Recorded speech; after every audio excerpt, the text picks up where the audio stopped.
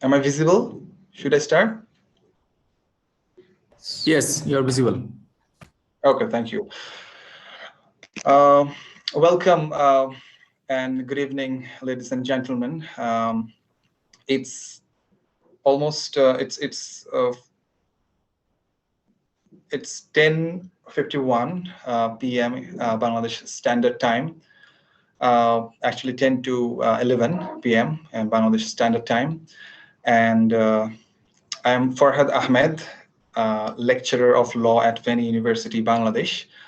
Moderator for this session, which is arranged as part of the Liberation War Museum's global virtual conference on commemorating past genocides and learning to prevent atrocity crimes. Now, in short, Liberation War Museum, Dhaka, Bangladesh, was established in 1996 to commemorate the historic and heroic struggle of the Bengali nation for their democratic and national rights and uphold the memory of genocide perpetrated by Pakistan Army in 1971. In 2014, Liberation War Museum has established the Center for the Study of Genocide and Justice to promote research and establish global network. In 2019, Liberation War Museum successfully organized the 6th International Conference on Bangladesh Genocide and Justice with special focus on the Rohingya persecution. And today, the Liberation War Museum is organizing a one-day conference where institutions and experts are participating from different time zones globally.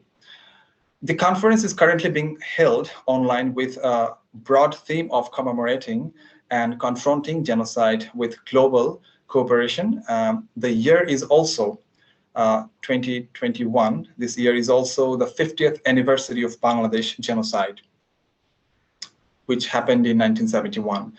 So hopefully this will provide an opportunity for comparative study of global genocide, including the forgotten one.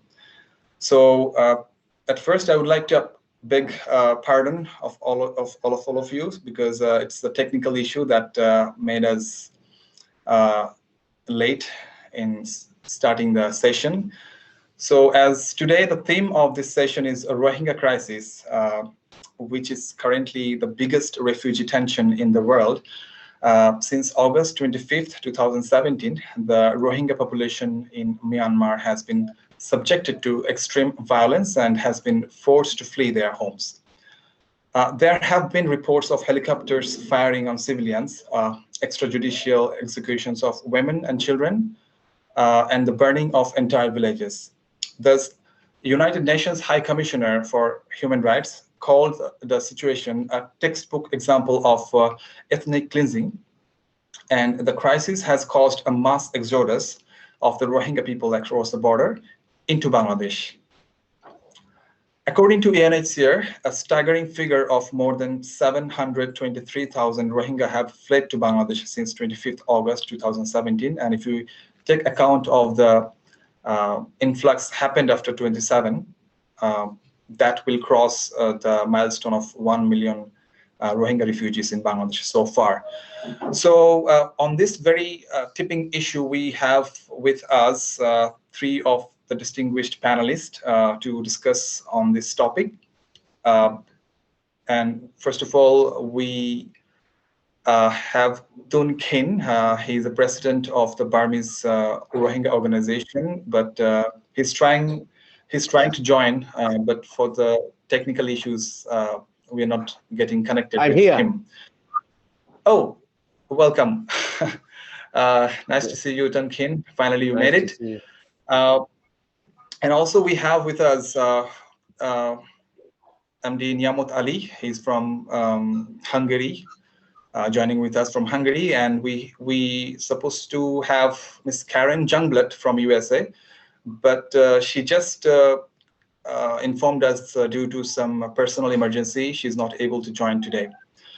So now I think we have another, yes, we have with us as a panelist, as a substitution, like Naureen Rahim. She's a coordinator of the Center for the Study of Genocide. So first of all, I would like to invite to open the session with the speech to Mr. Khin, and to introduce Khin. Khin is an ethnic Rohingya Muslim from Arakan state in Myanmar. He's the president of the Burmese Rohingya Organization of UK and a prominent activist for the Rohingya people. His grandfather was a parliamentary secretary during the democratic period after Myanmar gained independence in 1948. And Khin's tireless advocacy for the Rohingya cause has taken him around the globe several times over. He has spoken about the genocide facing the Rohingya before the US Congress, European Parliament, European Human Rights Council, the UN Human Rights Council in Geneva, and UN bodies. Khin is also a prominent media commentator on Rohingya issues and has often been featured in high-profile international and national media outlets such as CNN, BBC World, Sky News, and many others. On behalf of Burmese Rohingya Organization of UK, Khin filed universal jurisdiction case in Argentina against Myanmar military and civilian government for genocide war crimes against humanity. Khin received a leadership award from Refugee International, Washington, D.C. in April 2015 for his work on the Rohingya issue. So I hope we would be able to know a lot of information and things from Mr. Khin. So Khin, please, it's up to you now. Sure. First of all, thanks so much for inviting me to speak. I appreciate the opportunity to share with you an update about the situation of Myanmar and Rohingya people in both Myanmar and Bangladesh. Rohingya people everywhere appreciate the role of Bangladesh has played to shelter, the Rohingya from genocide in Burma. And I would like to express many thanks to the organizers of this event, and I'm really appreciate for inviting me. So let me start giving you some background of the Rohingya people. Firstly, they are living in Arakan state near Bangladesh border. They are living in time immemorial in Arakan state. During democratic period time, Rohingya were recognized as an ethnic group, and at that time, as you mentioned, my grandfather was a member of parliament, and I was not, even though my grandfather was a member of parliament, I was not recognized as a citizen. And I was in Burma until Arakan state until my age was 17. I have seen a serious human rights violation when I was in Arakan state. And, after independence, we got in Burma, democratic period time, Rohingya have like ethnic Rohingya have right like other nationalities of Burma, Khin, Karen, Rakhine, and Mon, all other ethnic cities, other ethnic rights, same as the way they have. But that time, Rohingya language was broadcasted in Burma radio broadcasting program, and what's happened is 1962, General Niamot took power, and when he took power, he stripped off our ethnic rights. And then 1982, law introduced, which is 1982 citizenship law. That law deprives basic fundamental rights of the Rohingya. Because of that law, I was not recognized as a citizen of Burma. And then what's happened after 1988 uprising, Rohingya were not allowed to move from one village to another. Rohingya are not allowed to get married. Our lands has been confiscated by the military, and they kept under control. They brought non-Rohingya from other parts of the Burma. What they did is, intention is to get rid of Rohingya people from Arakan state. When Rohingya get married secretly during that time, and they sentenced to jail 5 to 10 years at least. And what happened after that? In 2010, we have seen so-called reform in Burma, that anti-Rohingya campaign been spread up, and then we have seen 2012, state-organized violence against Rohingya, where you all know that in Sittwe, capital of Arkan state, 125,000 become IDPs. And since that time, still these Rohingya IDPs are in the same place until today. And in Aumingala, there are about 7 to 8,000 Rohingya. They are locked up. They are not allowed to get out from their village. Is a ghetto. They are living there. So Rohingya situation getting worse day by day. When we have seen that 2015 election, Rohingya were not allowed to vote and not allowed to be parliament, the first time in history. And in 2020, we have seen the same thing anyhow. But 2017, you all know that the many Rohingyas being killed by Burmese military. As far as what we know, at least 10,000 Rohingya were killed by Burmese military, and thousands of Rohingya women being raped, and thousands of Rohingya, 400, at least 400 villages, Rohingya villages been burned down. And we have seen that, serious atrocities. And if you look as a whole, this issue, what Burmese government is doing is intentionally destroying our community. So this is a genocide. What we have seen that time, that the world largest refugee camp in the world, military and government systematically drive us out, from our own country. That is what's happened in 2017. So let me come back current situation a bit. That is what's happened on that time on the background. Still until today, Rohingya not allowed. Rohingyas are still living in Arkan state. They are not allowed to move from one village to another. No citizenship until today. Still they are in open prison.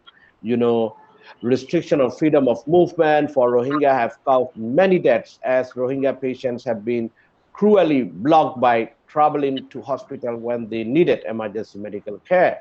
Our people also have been completely blocked from public participation. While the rights of violations in Rakhine have been ongoing decades, the government of Myanmar systematically, ensure the dehumanization of the Rohingya throughout the rest of the country, denying our existence, denying our identity, spreading hate speech against Rohingya through state-sponsored media, social media. That's what's happened, And as far as you all know, after these serious violations happen, atrocities we face, and there are about three justice cases. Currently, Rohingyas are fighting for justice. I visited Bangladesh I spent about 4 weeks during 2017 September. One thing, what I heard is from them is united voice, we want justice. We want justice. We want justice. We want to return to our homeland with all the rights they have taken away. They must give that back. And so Rohingyas are fighting for justice through ICJ, International Court of Justice, International Criminal Court, and Universal Jurisdiction case in Argentina. We have been waiting for justice for a long time. We have been working hard day and night in many countries to bring about justice. These efforts are not for the Rohingya alone, but to hold military accountable and bring justice for all the victims, the military's brutality, where they are Rohingya, Burmese, ethnic minorities. These cases are very important to protect the people of Burma. The military has proven that without justice, they can continue, or they will continue to kill, torture people in Myanmar with impunity. I'm sure you all know what's happened in 1st of February, the military coup. So after this military coup, situation on the ground now is very concerning. Military and police are shooting peaceful protesters with live ammunition, as well as arresting and torturing thousands of protesters. More than 70 people have been murdered on the streets of Myanmar by the regime since the coup. All young men, women, all are victims of military's brutality. Currently, there is no end inside, but Myanmar people are continuing to protest. Widespread civil disobedience movement has resulted in workers from hospitals, banks, public transportation, electricity workers, and other all ongoing strike. We all want to be clear that here we want to be clear that we want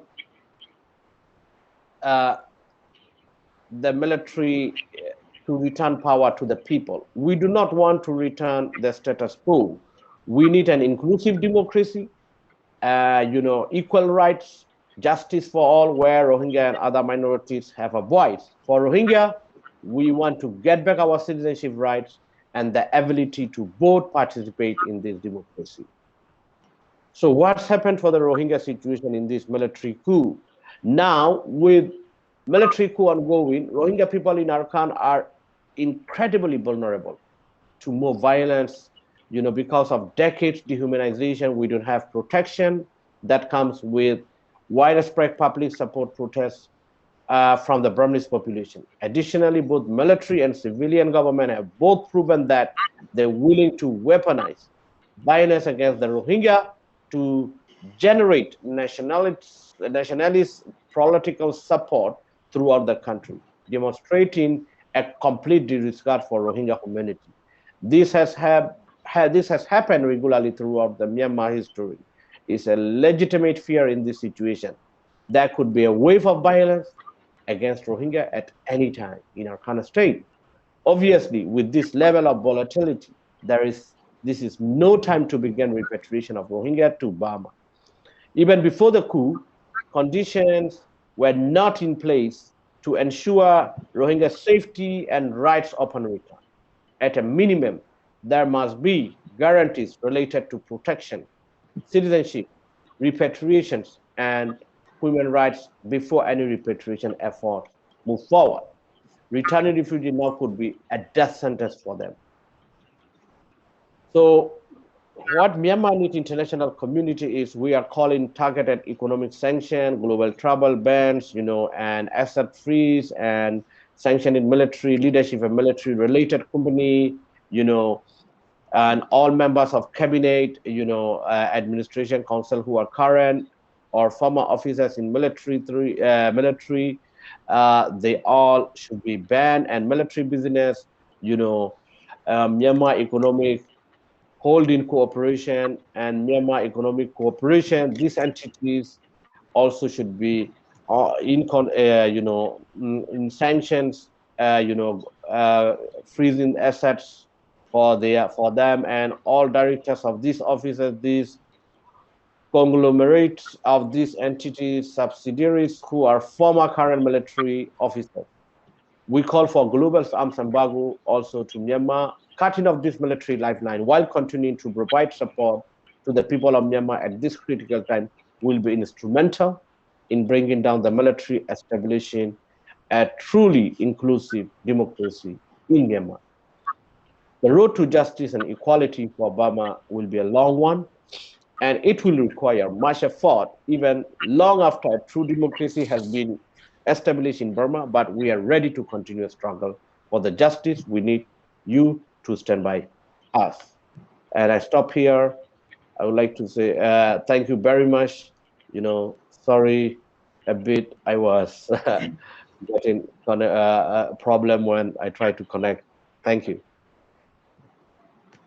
Thank you, Mr. Khin. It was really informative and actually breathtaking to listen that suffering of the people of Rakhine, and you being one of them, and your previous predecessors has suffered a lot.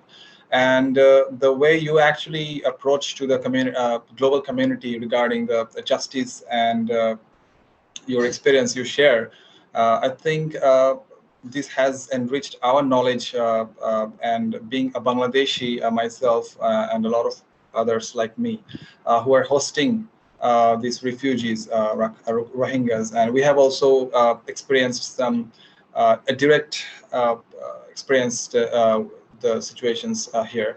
So I think it's a matter of the global community to think politically and the legal repercussions, and we need to think more comprehensively. Now, I would like to request our second distinguished panelist, Mr. MD Niamot Ali, speaking on the ethnicity and the minority status of the Rakhine Rohingya people who have experienced a lot of hate speeches and the nature of the hate speeches. So I think MD Niamot Ali will deliberate on this topic. And to introduce MD Niamot Ali, he is a stipendum Hungary PhD candidate at the Doctoral School of Sociology at Corvinus University of Budapest, Hungary. And he is a lecturer on study leave at the Department of Development Studies at Daffodil International University, Dhaka. He has completed bachelor and master studies in the Department of Development Studies from University of Dhaka, and with the President Scholarship, he also attended for MA Sociology from South Asian University, New Delhi. He attended the first winter school organized by the Liberation War Museum in December 2014. Since then, he is working as a research volunteer in the Center for the Study of Genocide and Justice under the Liberation War Museum. And he has visited the Rohingya camps in Cox's Bazar along with Liberation War Museum teams in different capacities and presented his findings before national and international audiences. He has contributed to publish the testimony of 60 on the crisis of Rohingyas in Myanmar in 2017 and the Rohingya Genocide compilation and analysis of survivors' testimonies 2018. From Center for the Study of Genocide and Justice.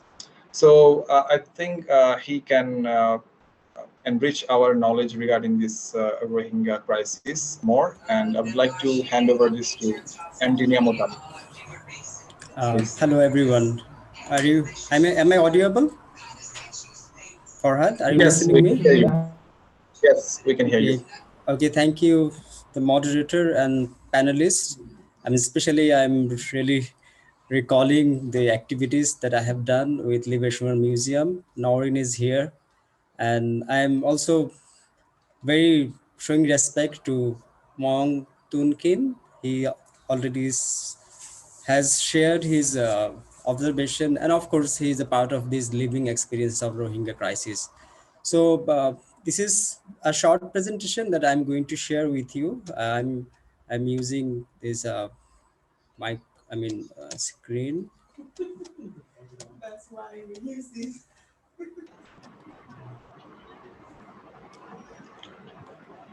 There is a conference.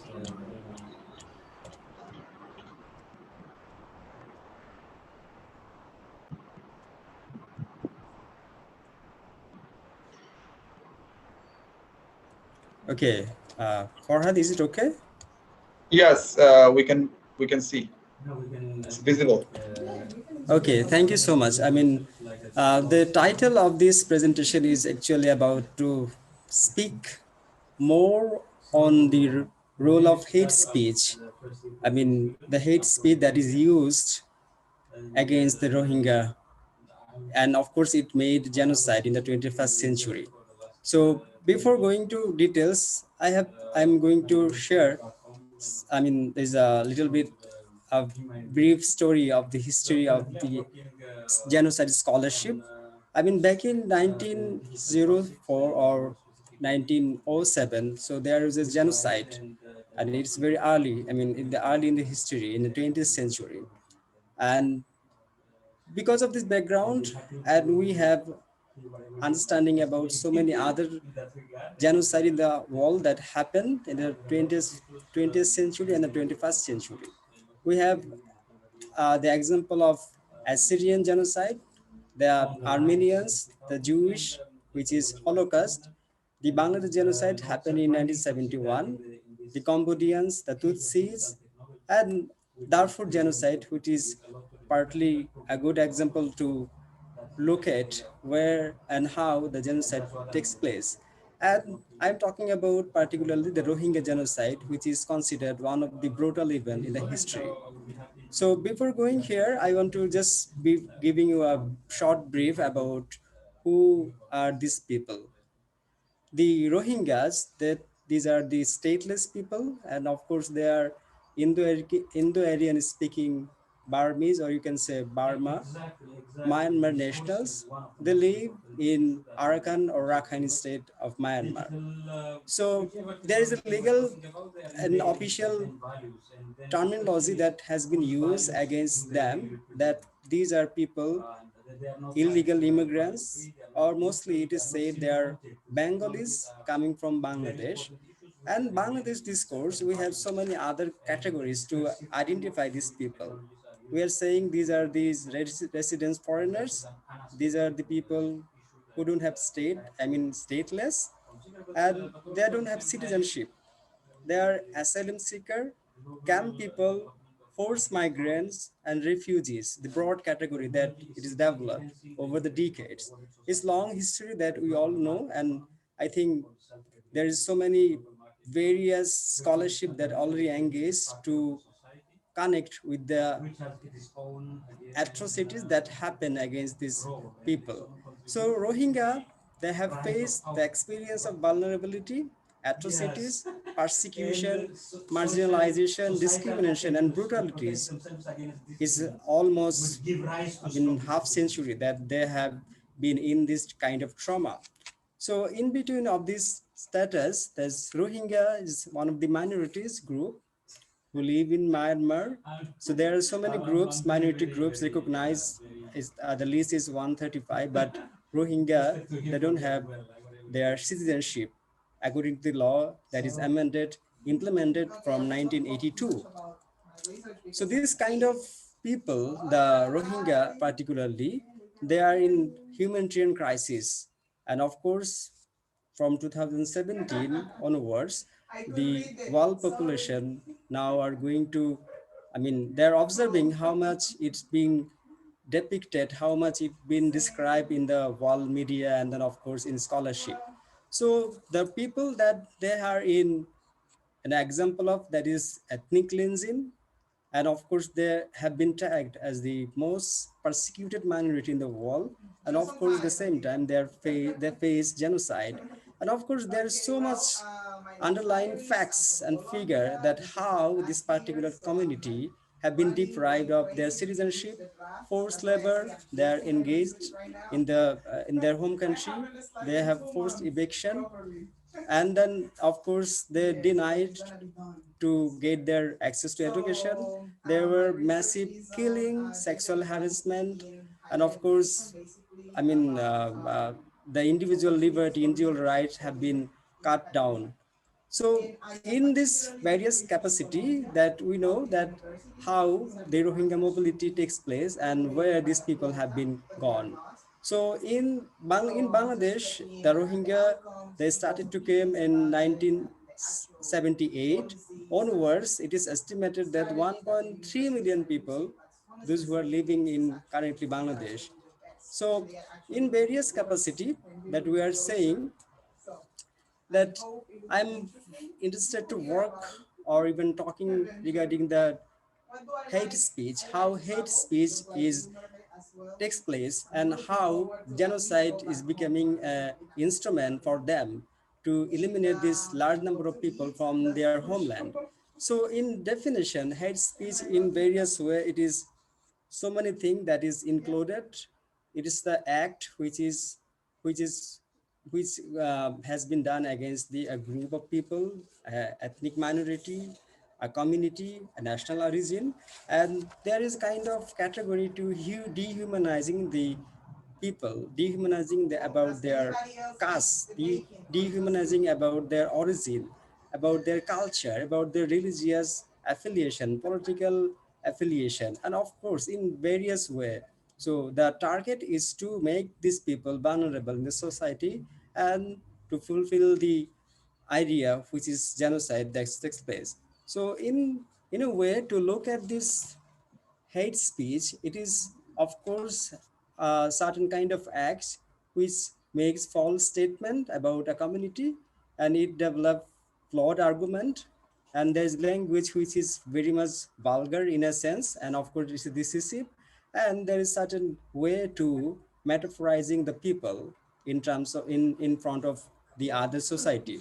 So here the Rohingya people, they have faced certain kind of different kind of dehumanization process. They have in a kind of polarization process. So about all the stages of genocide that have been taking place on the world, and scholarly argued that there is a 10 stage of genocide. So here I'm quoting two different types of genocide, which is visible in a way to look at this dehumanization processes, polarization process, and in relation to this stage, hate speeches is becoming key instrument to make this propagandist idea, and of course make these people polarize in the world. So this kind of Rohingya genocide, whether in relation to hate speech, is visible.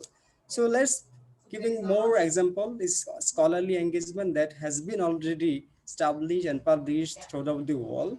How much this identity in relation to identity, in relation to citizenship, so how much hate speech played role in favor of this kind of activities. And of course this has been done by the state of Myanmar and its auxiliary forces. So in Myanmar there is certain narratives which is available, which is visible mostly, that's the Rohingyas people are, they have been targeted. They say in their narratives there is both of these ethnic minority groups and non-Buddhist.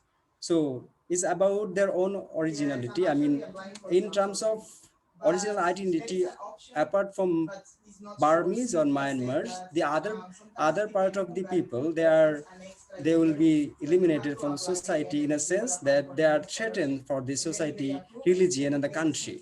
And it's particularly one religion on one particular community which has been tagged as violent, and they are foreigners, not they are locals.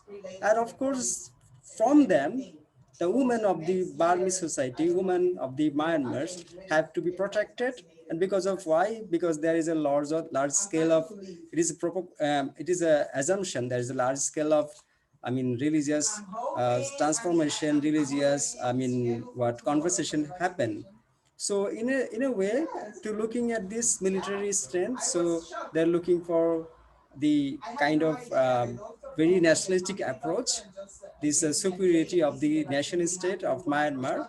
And of course, in terms of misinformation, they're saying so that, okay, international community may be spreading out some missing information. So these will be treated as their, as against their sovereignty. It is also stated. At the same time, it's very interesting. I mean, there are some human rights activists, NGOs, civil society organizations who already worked in Myanmar, but they are absent from the country. So they are saying that Uh, Niamot, Mr. Ahmed Niamot, you cannot be heard. Please unmute your side. You're not audible. Please unmute. Yeah, only unmute. Yes. okay. Yes. So I guess I missed something. So the technical issue is very big. Okay, so in various capacities, so these people have been targeted. And then, of course, if anybody working in the field of human rights, anybody working for the promotion of, I mean, governance in the country, and of course, NGOs, the activist NGOs have been targeted as they are traitors, or even they are doing anti-Myanmar activities. So in this particular spaces, we have so many examples that has been talked about. So I miss this particular, I mean, it's not, okay, I mean, I'm not sure, the PowerPoint is not moving. What's the problem is going on? So here is a different narration that is available. I mean, very recent book that has been published from Oxford University. So it is stated that there is a subhuman category to understand these people. I mean, to making a kind of theory how much they have been deprived over the decade and what is situation, socio-economic situation in the countries. So that have been figured out by the study, which is, and then people have been tagged as the subhuman category. Subhuman category is a sense that where there is a very atrocious living condition, there is an illegal object in a legal framework. These people are stateless. There are the homeless people, and of course, there is a condition which is always vulnerable of to be killed, raped, or burned. At the same time, they are the situation of extinction. So this kind of problem, this kind of hate speech created in the state of Myanmar over the centuries. At the same time, there is some example that has been propagated by the Myanmar authorities via Facebook or even other social medias. So mostly the role of Facebook is really becoming a contested idea nowadays. So the nationalist attitude towards the ethnic minorities was much negative. So the nation formation of in any form, Rohingya, they have been marginalized in various ways. So what I'm claiming is that in a kind of making this category of subhuman in the home country, in their motherland, so the country, Myanmar, and its auxiliary forces made some statement against these people, and which is ultimately responsible for these committing genocide in the country in Myanmar. So I think I have to finish here. So uh, then we can join for the question and answer session. Thank you. Okay, thank you, Mr. MD Niamot, for your informative and wonderful presentation of the hate speech part of this ethnic cleansing of this genocide happened in Rakhine. So we have come to know about the anthropological definitions and the terms which you have properly discussed. For example, the subhuman treatment of the people of Rakhine by the Myanmar government. So this is one of the dimension in uh, in occurring this genocide. So this is one of the main reason because the anthropological aspect of this and sociological aspect of this Myanmar government, junta government, was quite a fact behind these atrocities. So now we would like to move forward to the next speech by Naureen Rahim, and I would like to introduce Naureen Rahim. She is an adjunct lecturer at the School of Liberal Arts and Social Sciences, an independent university, Bangladesh, and also the coordinator at the Center for the Study of Genocide and Justice, Liberation War Museum. Naureen holds an LLM in International Humanitarian Law and Human Rights from University of Geneva, and she has been contributing to the research on Rohingya genocide by the Liberation War Museum.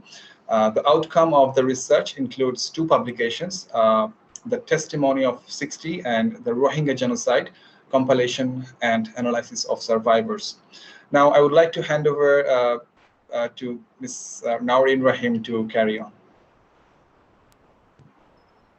Thank you so much, Topu. And it's really good to see two of our very long-term committed volunteers over here. One is Topu, yourself, and one is Niamot Bhai. And I'm really happy to be here in this panel along with Niamot Bhai and Mr. Togun Khin. A very good evening to all of you. I couldn't actually resist sharing our experience from the Center for the Study of Genocide and Justice, whatever we are doing from our side for the cause of respecting the humanity and dignity of the Rohingya community from our side.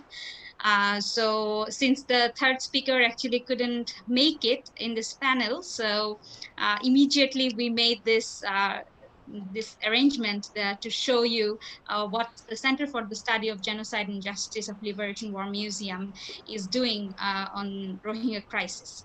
I hope you would be able to see my screen. So I'm now sharing my screen. Naureen, I would like to interrupt you for 10 seconds if, before you start. I would like to tell the attendees you can ask any questions. You can leave your questions in the question and answer session, and we will read out these questions to the panelist after this, after Ms. Rahim finishes her lecture. So you can ask. Yeah, please carry on. Thank you so much, Topu. So I'm going to share my screen.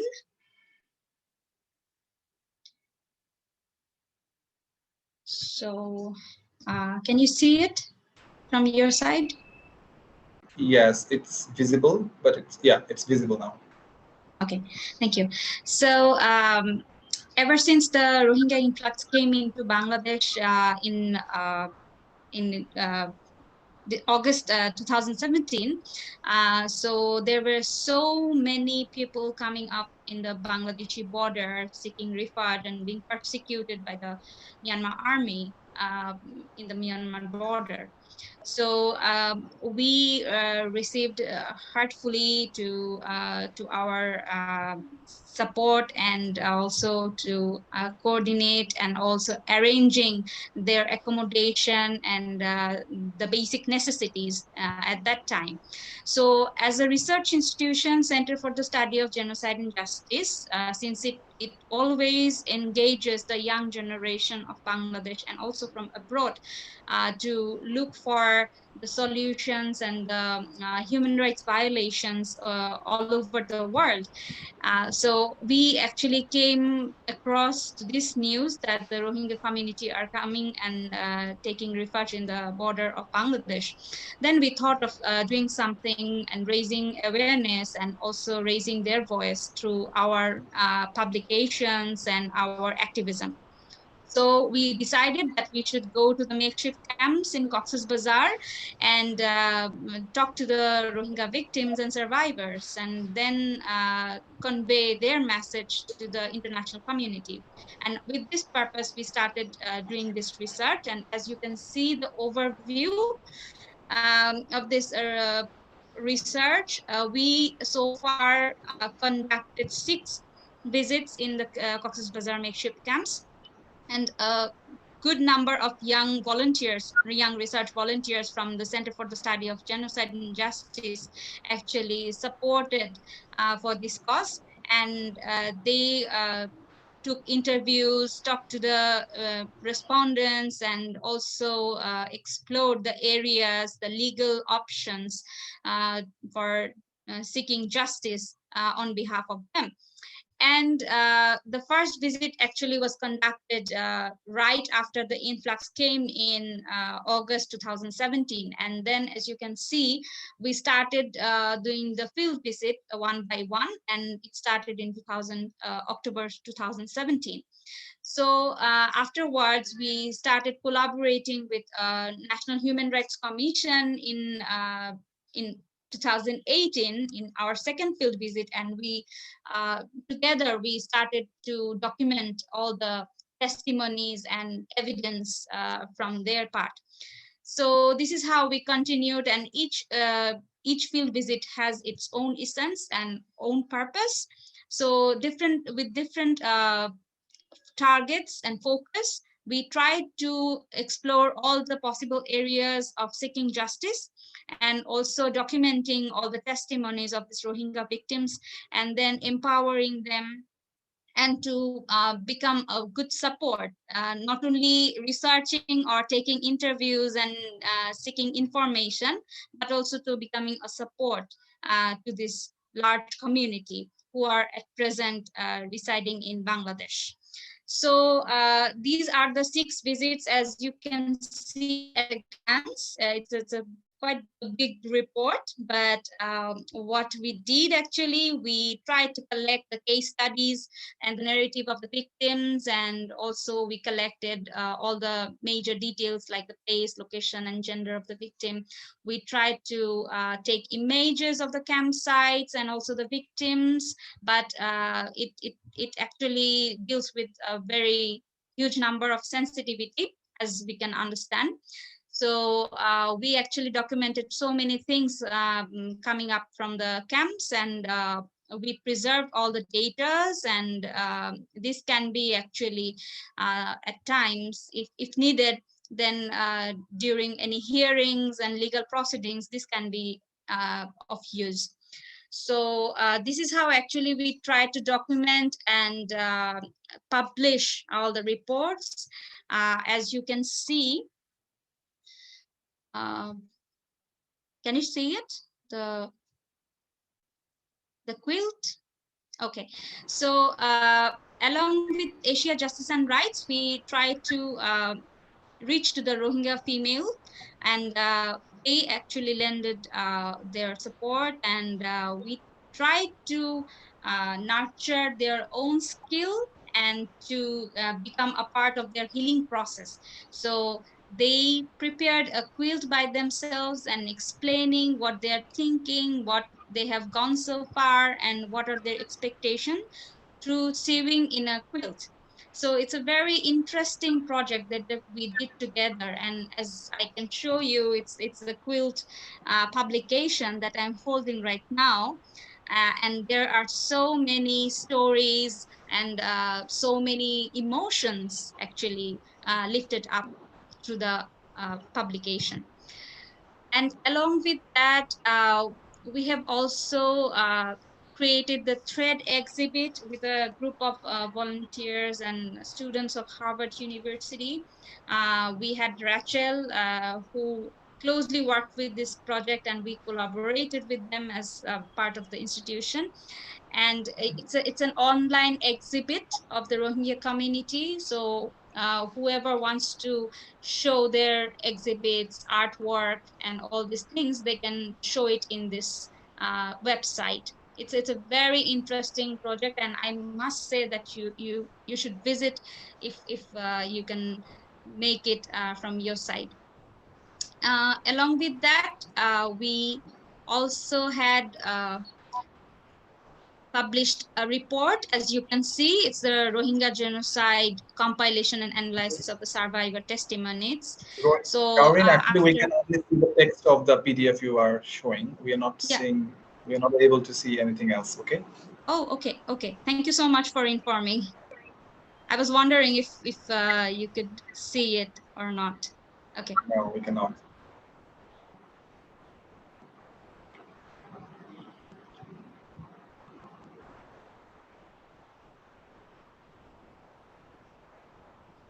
Can you see it now? Yes, we can see now. Okay, so I It's just visible. quickly move on to the first one. It's the quilt that I'm showing here right now, the quilt publication, and I'm holding this one over here. And then goes the thread exhibit, the online exhibition that I was mentioning earlier. And then it's the Liberation War Museum's Center for the Study of Genocide and Justice, which has already published this Rohingya genocide report with legal analysis. And then we also had published the testimony of 60 on the crisis of Rohingyas in Myanmar. So this is how actually we are continuing our support and also our emotions through our writings and also critical analysis for the sake of seeking justice for the Rohingyas. And I'm really happy to be here with all of you. And I'm really happy to share our work with you. So be with us and try to explore more avenues for this community so that they can live with proper dignity and respect. Thank you so much. Over Thank to you, you. Naureen, Rahim. Yes, thank you. Thank you very much for your wonderful presentation and the works of Center for the Study of Genocide and Justice Liberation War Museum. That is actually a need of time, whatever you have done, and the institution, the Liberation War Museum, has done. And in the current situation, and relevantly, very much relevantly, we have some questions, and I would like to convey these questions to the respective panelists, whatever have asked by the attendees. So first question to Mr. Khin, asked by Sakhawat Sejan. Do you think the coup is an intended and pre-planned act by the Myanmar military junta to procrastinate the repatriation process or whatsoever?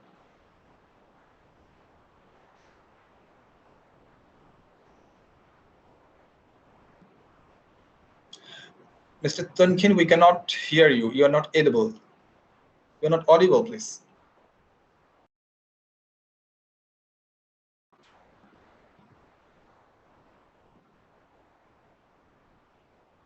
No, we cannot hear you. Can you please unmute?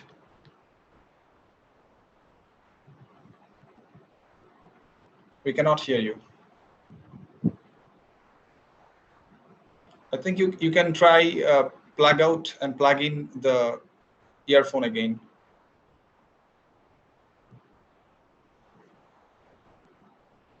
No, it's not audible.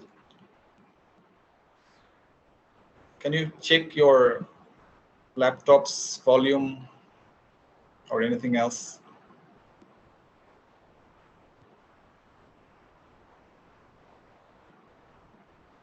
No. Can you plug out the earphone from your laptop and speak directly? Okay. So I think you can rejoin. Otherwise, it's not audible. No, it's not audible.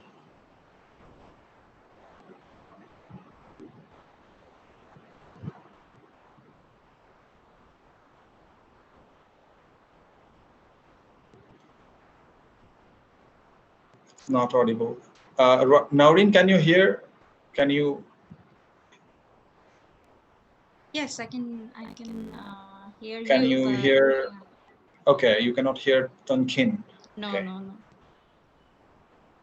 I think he is rejoining. So, Mr. Tunkin, I wanted to interrupt. Sorry.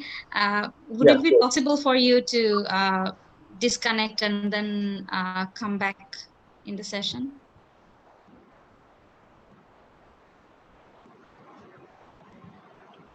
I think, yeah, he's trying to rejoin. So before he comes, and we can discuss on other question. If you like to, Naureen, if you like to answer the question, or Mr. MD Niamot Ali, I think he's not with us. Oh yes. So would you like to answer on this particular question? Your thoughts or views before Khin joins?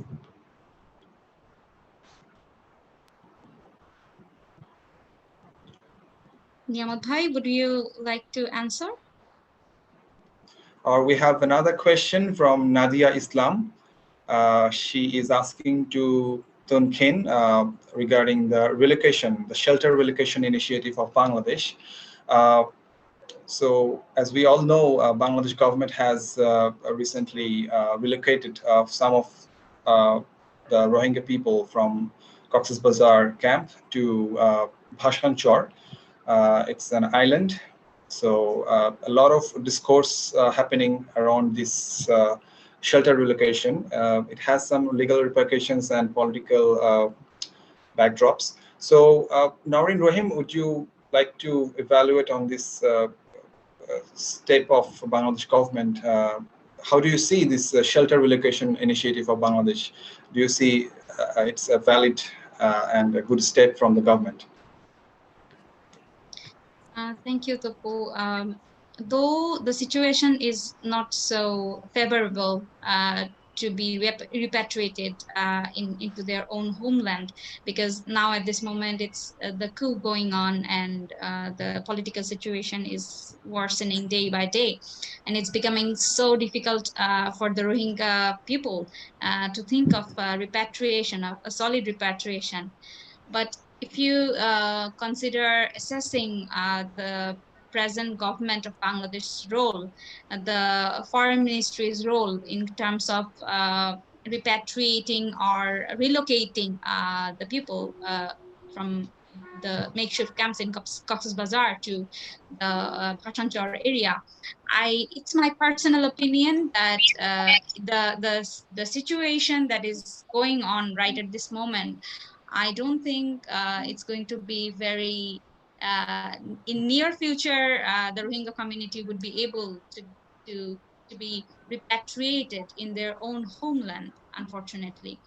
But the government of Bangladesh has been trying from the very beginning to uh, provide their basic necessities, and also uh, doing no harm policy to the Rohingya community. And that's why, as part of their process, they are also very much concerned about the situations, the security concerns within the camp areas, and also within across the country.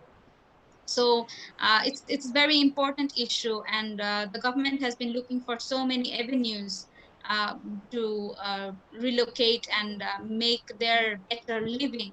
And as part of this process, actually, they're relocating them in the Bhasanchar area. And I think it's a very commendable job, and the international community uh, should appreciate the initiatives of the government, instead of criticizing all the time that the government is actually not doing something Yes, and they're not giving proper solutions, whereas the neighboring countries has closed their borders and they are not actually giving a welcoming situation to this horrible situation that has been going against the Rohingya community. that's true. Yes, thank you, Naureen. And then now we have Khin with us again. Can you hear me He joined. now? Yes, yeah, Oh, you are audible now. Yeah. So What is the would you question please like about? to answer the question? Yes, sure.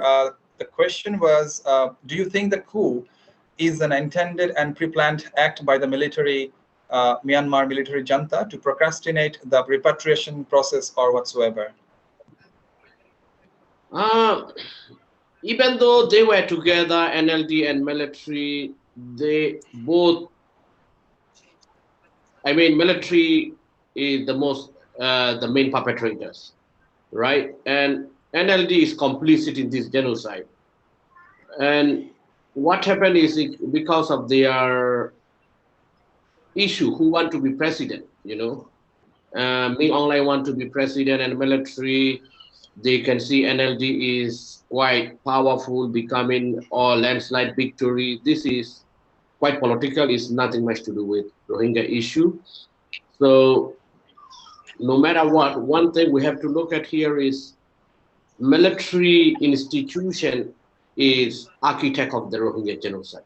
We need to look at one thing here, how dangerous situation Rohingya may face that is quite unpredictable, quite serious. I mean, we are worrying anytime anything can happen against Rohingya. So when we talking on international advocacy points, like whenever they speak of the coup instability issue, during this kind of instability time, Rohingyas are the most vulnerable. Anytime they can face attack by the Burmese military to divert, they may do some diversion that Rohingya, by using Rohingya issue, that is very dangerous. So that's what we worry. So it's quite political. Thank you. Sure. There's one more question to you from Nadia Islam. She wants to ask you, how do you see the shelter relocation initiative of Bangladesh in regards to the demand of repatriation of the Rohingyas? Demand of repatriation of Rohingya from who? From Rohingya Rohingya survivors? She wants to ask you, I hope you know about the recent shelter relocation of Bangladesh government for the Rohingya people from Cox's Bazar camp to Bhashanchar camp, an island. So how do you see this shelter relocation initiative of Bangladesh government in regards to the demand of repatriation of the Rohingyas? I mean, in one case, the repatriation process is very much demanded, and another place, government of Bangladesh is relocating these Rohingyas. So how do you see that? One thing is Rohingyas are genocide survivors. We appreciate Bangladesh government giving shelter and for the people of Bangladesh for their hospitality and generosity. We will never forget about it as a Rohingya. And Rohingya wants to go back to their homeland. We all have land, we all have our village, we all have our culture and civilization in our own native land. As early as possible, we want to return, but we cannot see anything Burmese government and military, they are willingness to do anything to give back our rights. That is one thing. So seems like situation during this kind of situation, it may take quite long to return for the Rohingyas because I can't see any intention they want to take back Rohingyas. We never know how long will it take. So one thing Bangladesh government should consider to support Rohingya children to study because 40% are Rohingya children there. That is what my request. And also medical care is very important for the women in camps, that is important. For the Bhashanchar, it is very important that we need to look at how many people are telling this is very, this just like very, they construct after last 20 years ago, there was a lot of prediction of danger thing. As a genocide survivor, we worry for the safety, security. So I really appreciate Bangladesh have to look at the situation, what can be there for these genocide survivors. So this needs to be looked at very thoroughly. That is very important. Well, okay. Thank you, Khin, for the answer. And I would like to ask Mr. MD Niamot Ali for if you want to comment on the first question, that is the coup. Is it an intended and pre-planned act by the Myanmar military junta to procrastinate the repatriation process or whatsoever? Could you like to comment on this, Mr. Niamot Ali? Yeah, thank you. Thank you for this. I mean, for the question. Actually, you see, I mean, there is a law. There is a law which is excluded this Rohingya from Myanmar. So I'm not sure whether any democratic government or even military government will change this law. So particularly, this law somehow benefited them. And of course, these economic resources over the region, the Rakhine state, is very much lucrative for other countries as well. So they are investing. So whatsoever is about military, is about democracy. I think there is no, I mean, there is no immediate solution about the repatriation of this crisis of these people. And of course, there is some issue that has been addressed why these people are moving towards Bhashanchar. So it's a kind of political decisions, but I think government, if they incorporate NGOs, civil society organizations, INGOs in this decision making, it could be more sustainable, even could be a good solution for other people as well. So the people, those who are providing services, I'm talking about from the NGO perspective. So if they have kind of suggestions, so government needs to address this suggestion as well. So it could be a kind of collaborative work. A collaboration between NGOs and government should be addressed. So otherwise, the Bhashanchar itself will be a contested idea how it could be more sustainable way to look at these people in the area as well. Yeah. All right, thank you, Mr. Niamot Ali, and we are running short of time, and I would like to just add something on this particular shelter relocation program or initiative by the government of Bangladesh. As we all know, regarding the repatriation, it has to be a voluntary repatriation, and refugees has to have their consent and voluntary consent to avail this repatriation process. And since they are not secured, feeling secured, and they are not voluntarily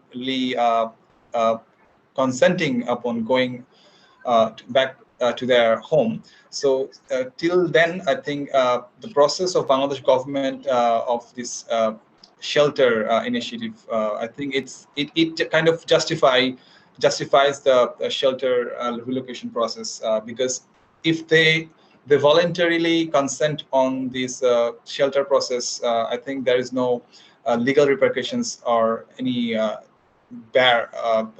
so in this process. So with this, I would like to thank you all the panelists, and we have missed Miss Karen Jungblut very much, because she had an experience.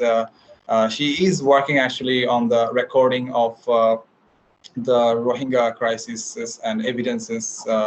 So we would have known a lot of information from her. But thank you, Naureen, Rahim, for substituting and saving in this place.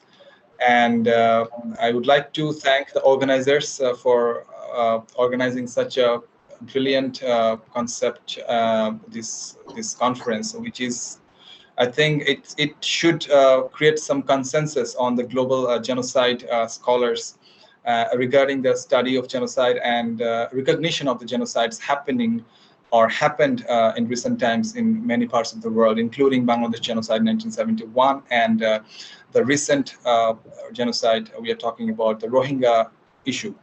So as we are also eagerly waiting for the case Gambia versus Myanmar in ICJ, and I hope this process of scholarly discourse will be continuing and create more consensus worldwide in the coming future days.